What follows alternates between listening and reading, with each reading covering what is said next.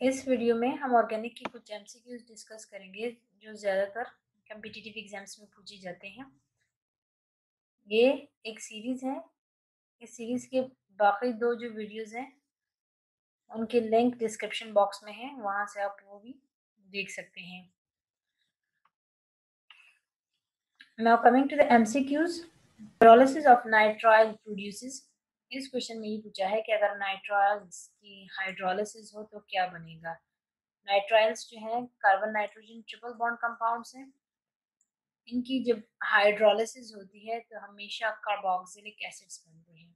So the correct option is option B, carboxylic acid. Most abundant macromolecule on earth are. Earth पे कौन से macromolecules जो है वो कॉमन है? The correct option is carbohydrates. Petrochemicals are classified into how many classes. Petrochemicals की जो है वो कितनी क्लासेस हैं? इनकी 2 क्लासेस होती हैं। The correct option is 2।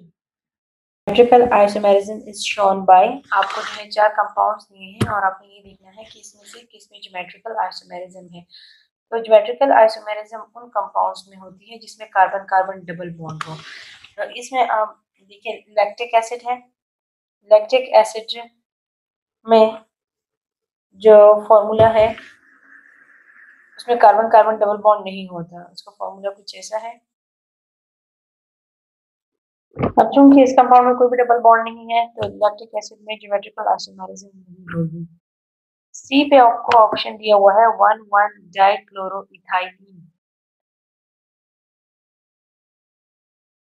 अब इसका फॉर्मूला देख लेते हैं।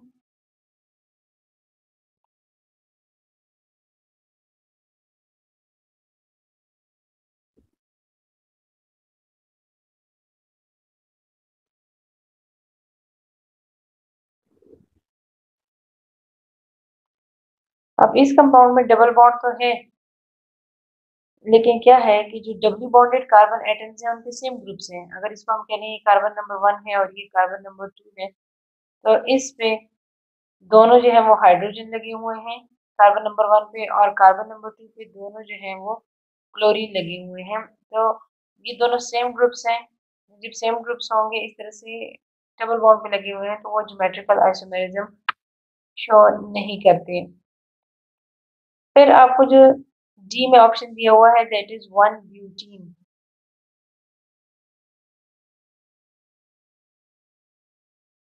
1 ब्यूटीन का फॉर्मूला इस तरह से है। अब अगर इसको हम लिख लें, यहाँ पर एक हाइड्रोजन है और यहाँ पर 2 हाइड्रोजन है। तो इसमें भी क्या है कि अगर आप डबली बॉन्डेड कार्बन एटम को देख लें, ये वाला आपको कार्बन 1 कर लें, ये 2 कर लें, तो इस कार्बन नंबर 2 पे तो 2 मुख्तलिफ ग्रुप लगे हुए हैं। एक हाइड्रोजन लगा हुआ है और दूसरा जो है यहाँ पर अल्काइल ग्रुप लगा हुआ है। लेकिन कार्बन नंबर 1 पे सेम ग्रुप्स हैं, 2 हाइड्रोजन। तो इसमें भी ज्योमेट्रिकल आइसोमेरिज्म शो नहीं होगी। The last option is malic acid, जो कि ऑप्शन बी है। मैलिक एसिड का फॉर्मूला इस तरह से है।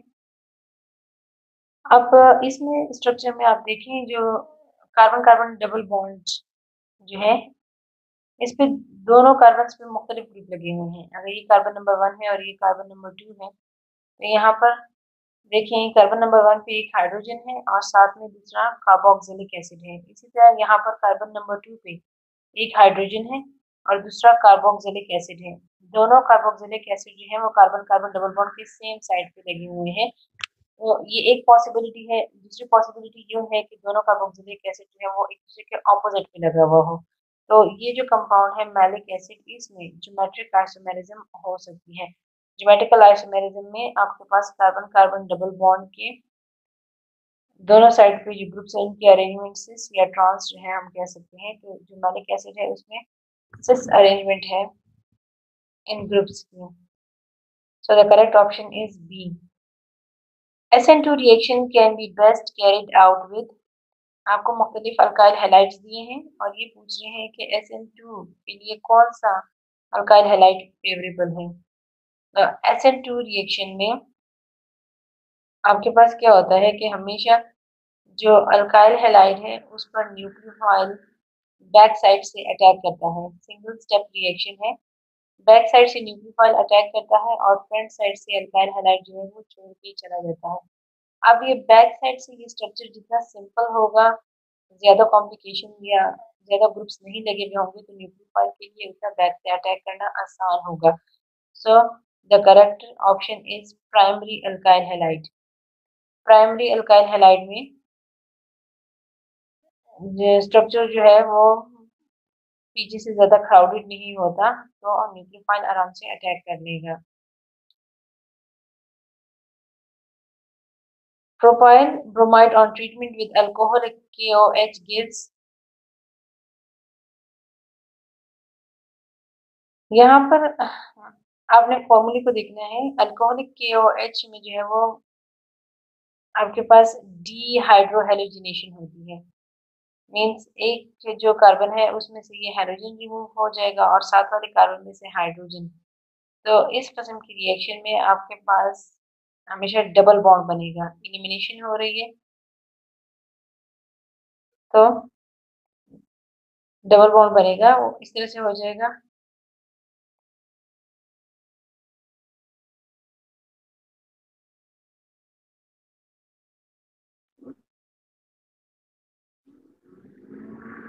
तो यहाँ पर H है और इधर जो है वो Br।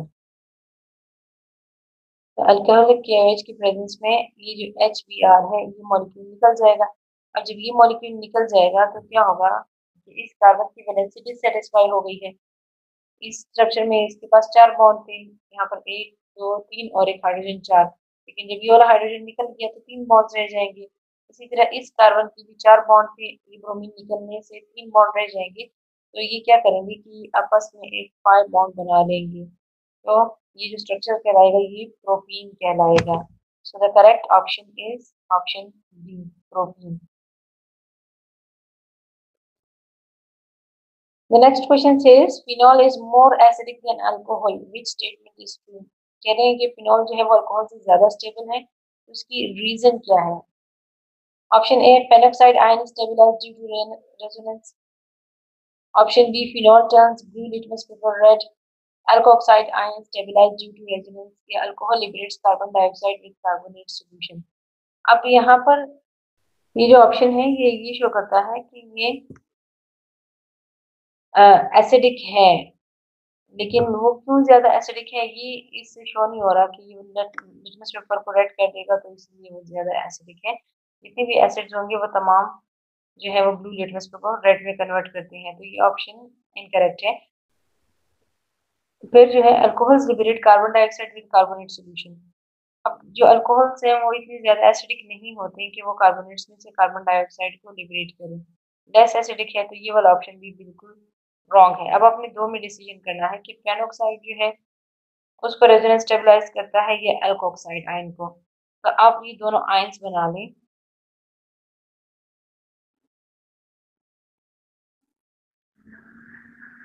फिनॉल है, फिनॉल में से जब ऑक्सीजन चला गया तो इसका फिर पेनॉक्साइड आयन बन गया।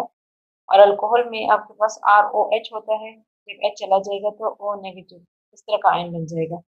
अब दोनों स्ट्रक्चर को देख के आप क्लियरली बता सकते हैं कि जो पेनॉक्साइड में नेगेटिव चार्ज है ये रेजोनेंस कर सकता है। इस तरह रिंग की तरफ आ जाएगा और इस तरह फिर ये चार्ज पूरी रिंग पे मूव होना शुरू हो जाएगा। जबकि इसमें इस तरह की रेजोनेंस नहीं हो सकती क्योंकि कोई डबल बॉन्ड या कुछ भी नहीं है। तो correct option is phenoxide is stabilised due to resonance. Cannizzaro reaction is not given by. आपको मुख्तलिफ जो है कंपाउंड्स दिए हैं और ये पूछ रहे हैं कि इनमें से केनिजा रोज रिएक्शन कौन सा कंपाउंड नहीं देगा। अब केनिजा-रोज रिएक्शन में आपने ये बात याद रखनी है कि केनिजा-रोज हमेशा उन कंपाउंड्स में होते हैं जिसमें अल्फा हाइड्रोजन नहीं होते, जिसमें नो अल्फा हाइड्रोजन। ये एल्डोल कंडेंसेशन का ऑपोजिट है। एल्डोल कंडेंसेशन वहां पर होते हैं जहां पर अल्फा हाइड्रोजन होंगे और केनिजा-रोज वहां पर होते हैं जहां पर अल्फा हाइड्रोजन नहीं होते। तो आप इन सब कंपाउंड्स के देख लें कि इसमें से किस में जो है अल्फा हाइड्रोजन नहीं है।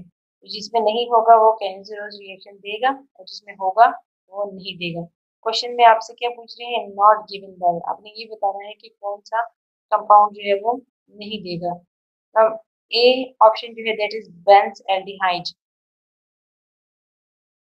बेंज एल्डिहाइड में बेंजीन है और उसके ऊपर CHO इस तरह से लगा हुआ है, तो इस कंपाउंड में अल्फा हाइड्रोजन जो है वो नहीं है, क्योंकि जो बेंजीन जिस कार्बन के साथ लगा हुआ है, जो नेक्स्ट उसके जो अल्फा कार्बन है उस पर कोई भी हाइड्रोजन नहीं है। सेकंड ऑप्शन जो है दैट इज एसिटाल्डिहाइड।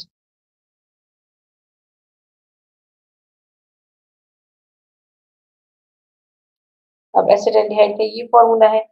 अब इसमें आप देख सकते हैं कि इसमें अल्फा हाइड्रोजन जो है वो मौजूद है।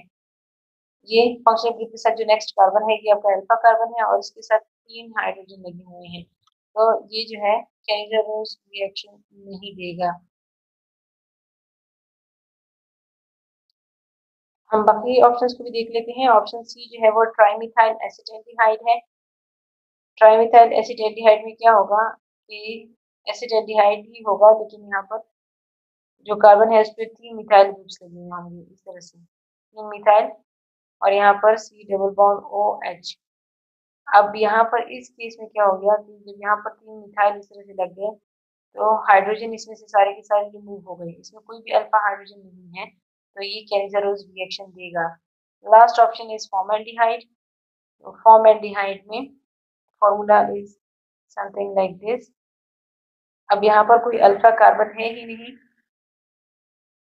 तो अल्फा हाइड्रोजन भी नहीं है। अब यहाँ पर आपने एक ख्याल रखना है कि आपने जो C डबल बॉन्ड O के साथ डायरेक्ट H लगे हुए हैं इसको आपने अल्फा हाइड्रोजन नहीं कहना। These are not alpha hydrogens।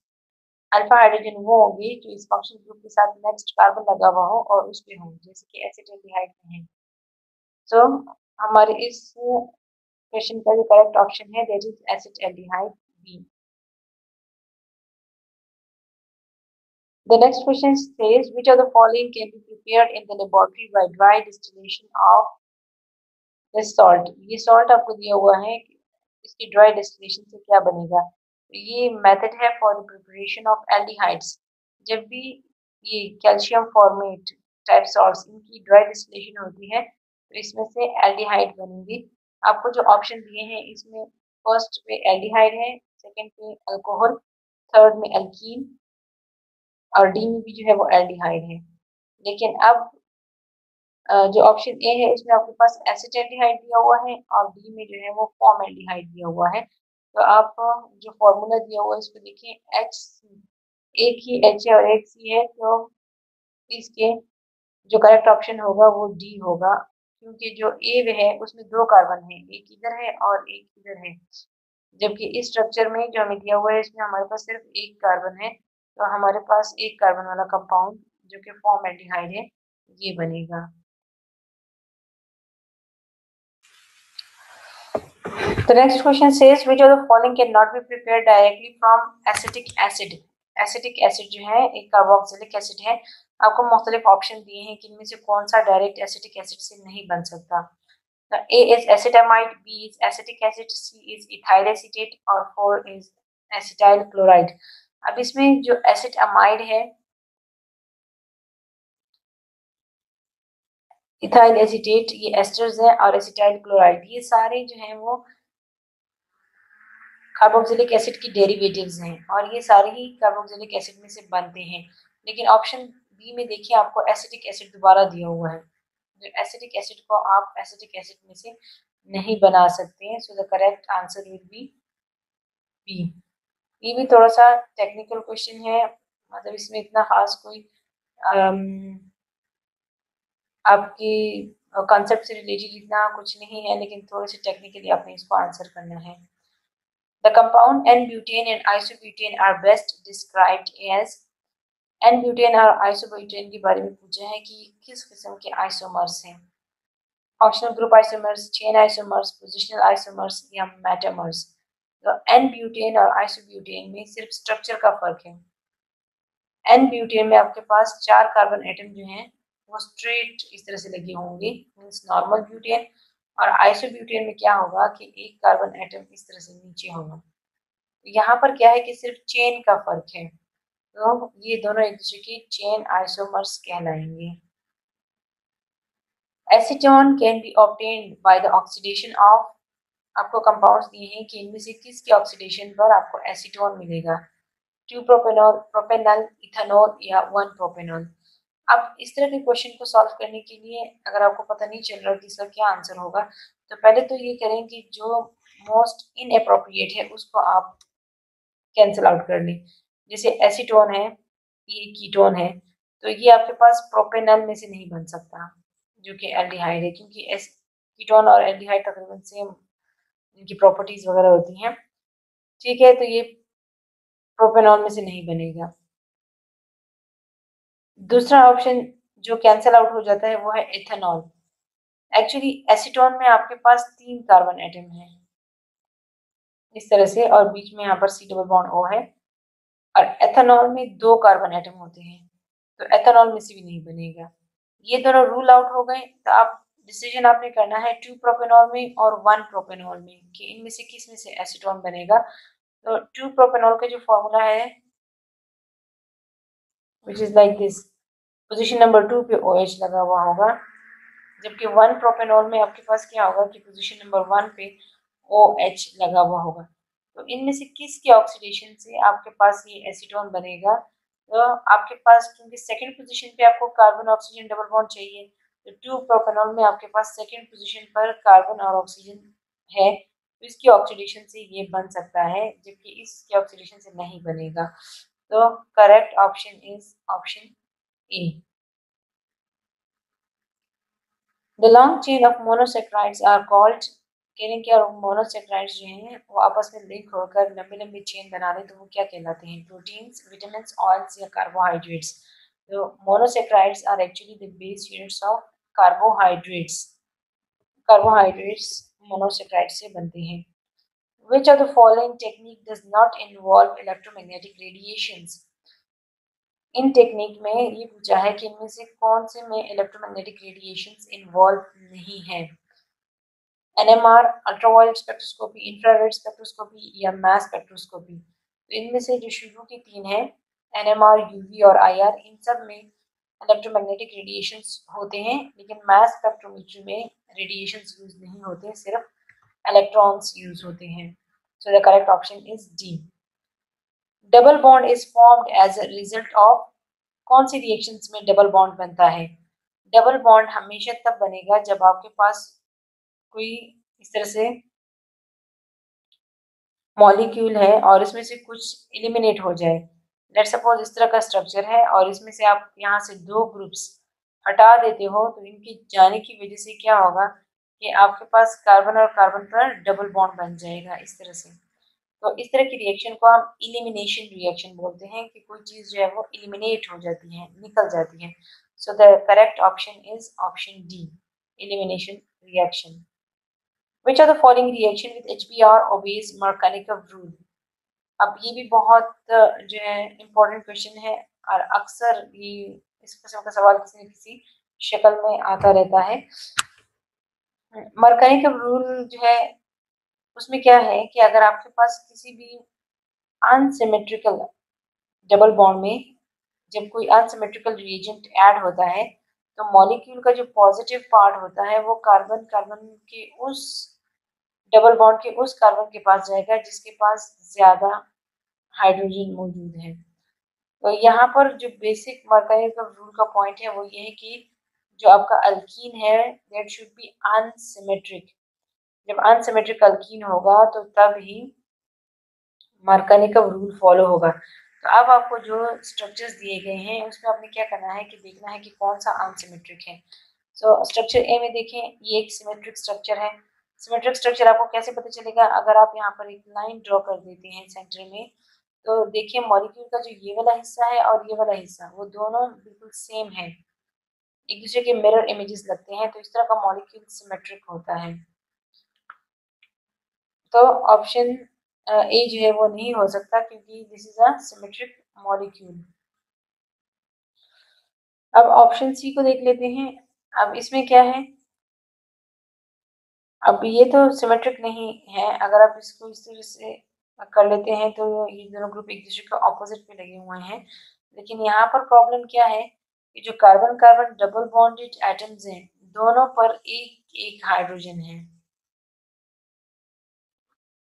तो यहाँ पर हम मरकरी का रूल फॉलो नहीं होगा। इसी तरह ऑप्शन डी को देखें, इसमें भी जो कार्बन कार्बन डबल बॉन्डेड पे दो ग्रुप्स जो लगे हुए हैं, तो जो डबल बॉन्डेड कार्बन एटम्स हैं उन पर दो ही हाइड्रोजन लगे हुए हैं, इनके हाइड्रोजन में फर्क नहीं है। हमने क्या कहा कि मॉर्गेनिक रूल में क्या होता है कि अनसिमेट्रिक एल्कीन्स में जो पॉजिटिव पार्ट होगा मॉलिक्यूल का वो उस कार्बन के पास जाएगा जिसके पास ज्यादा हाइड्रोजन है।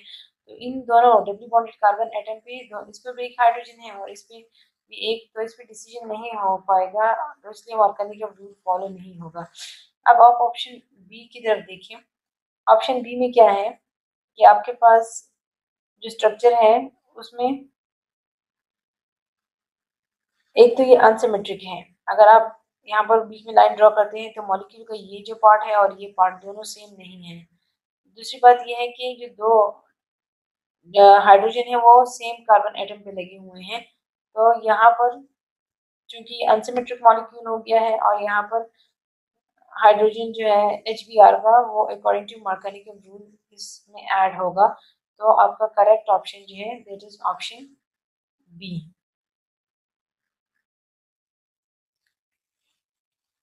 Now the next question says in SN1 reaction retention of configuration does not takes place, inversion of configuration does not takes place, both retention and inversion of configuration takes place, या none of these। आपसे ये पूछा है कि SN1 reaction में इनमें से कौन सा प्रोसेस होता है। तो SN1 रिएक्शन में आपके पास एक्चुअली क्या होता है कि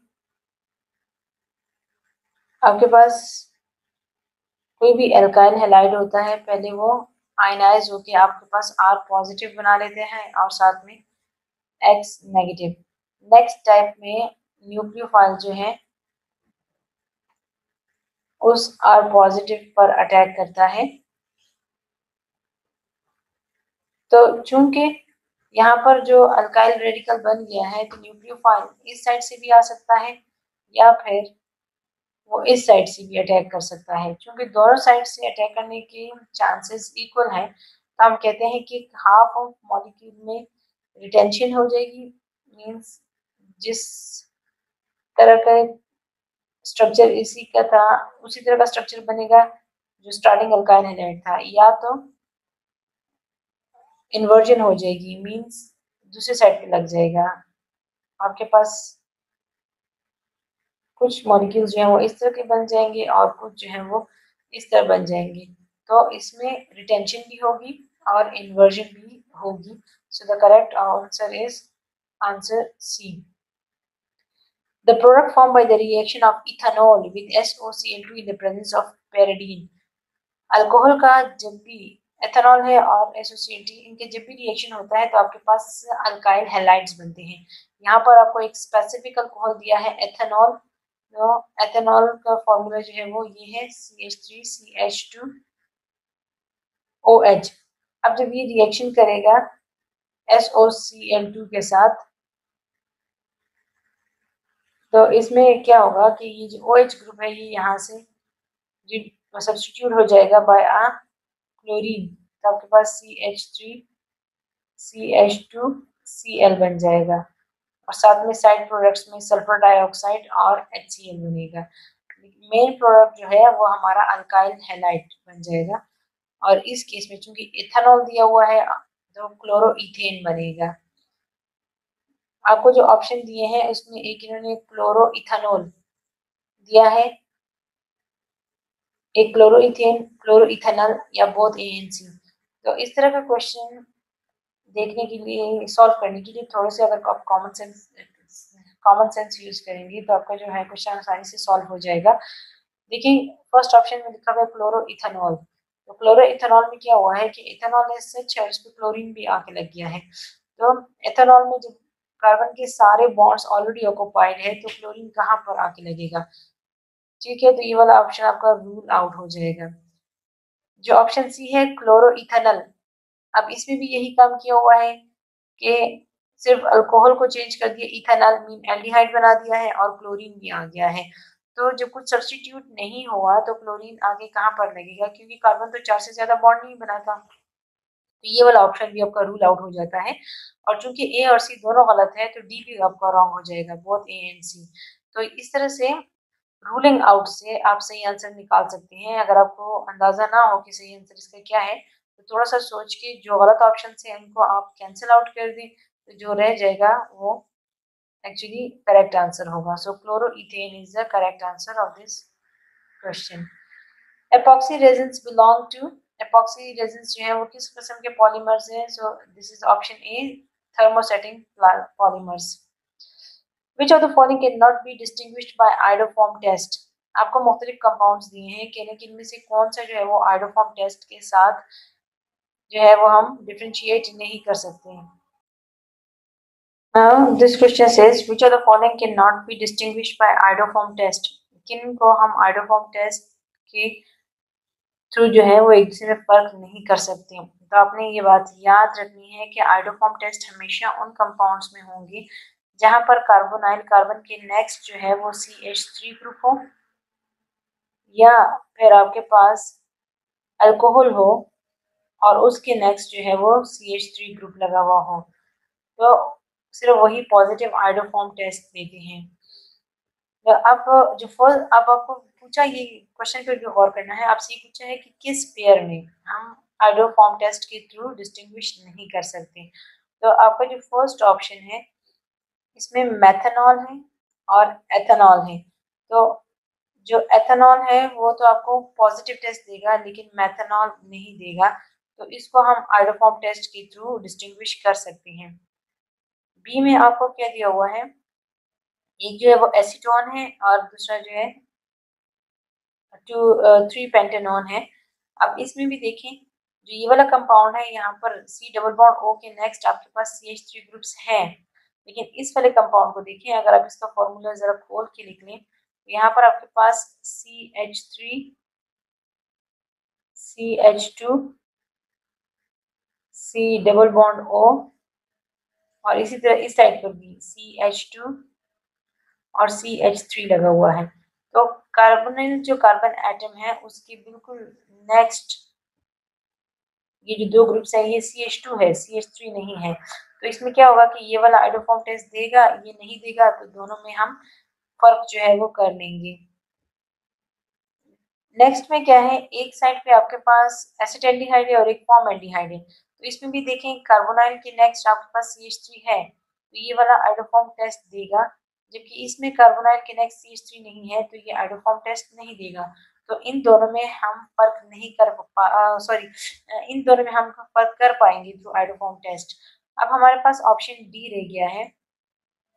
ऑप्शन डी में क्या है, एक एसीटोन है और दूसरा जो है वो 2 ब्यूटानोन है, मतलब CO के एक साइड पे CH3 लगा हुआ है और एक साइड पे इथाइल। तो अब इन दोनों कंपाउंड्स में आप देखें C डबल बॉन्ड O के यहाँ पर इसके इस साइड पे भी CH3 लगा हुआ है और इस कंपाउंड की भी C डबल बॉन्ड O के साइड पे CH3 लगा हुआ है। तो ये भी आपके पास आयोडोफॉर्म टेस्ट देगा और ये भी पॉजिटिव टेस्ट देगा। तो आयोडोफॉर्म टेस्ट के थ्रू आप इन दोनों में डिस्टिंग्विश या फर्क नहीं कर पाएंगे। तो क्वेश्चन में भी आपसे यही पूछ रहे हैं कि इनमें से किस पेयर को आप आयोडोफॉर्म टेस्ट के थ्रू डिस्टिंग्विश नहीं कर पाएंगे। तो इस तरह स्ट्रक्चर के एनालाइज करके हमने मालूम कर लिया है कि जो डी है उनको हम आयोडोफॉर्म टेस्ट के थ्रू डिस्टिंग्विश नहीं कर पाएंगे, क्योंकि दोनों जो है वो पॉजिटिव टेस्ट देंगे। The next question says methyl chloride plus KCN alcohol में, तो कह रहे हैं कि A बन गया और A की जो हाइड्रोलिसिस है तो फिर B बन गया है। द एंड प्रोडक्ट B जो है वो क्या होगा, CH3Cl के साथ जब KCN रिएक्ट करेगा, जैसे KCN CH3Cl, तो क्या होगा कि ये जो CN है ये Cl को सब्स्टिट्यूट कर देगा, तो आपके पास जो चीज़ बनेगी वो ये होगी CH3Cn, नाइट्राइल बन गई। और नाइट्राइल की जब भी हाइड्रोलिसिस होती है उसमें से कार्बोक्सिलिक एसिड बनता है। जब हम इसकी हाइड्रोलिसिस कर देंगे तो ये वाला पार्ट कार्बोक्सिलिक एसिड में कन्वर्ट हो जाएगा, तो आपके पास CH3COOH ये कंपाउंड बन जाएगा। तो द करेक्ट आंसर इज सी।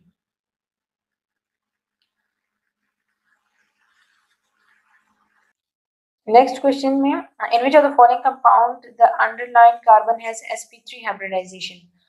आपको मुख्तलिफ जो है वो कंपाउंड्स दिए हैं और उनमें से एक एक कार्बन को अंडरलाइन किया हुआ है। तो पूछ आपसे ये रहे कि इनमें से कौन सा जो अंडरलाइन कार्बन है वो sp3 हाइब्रिडाइज्ड है।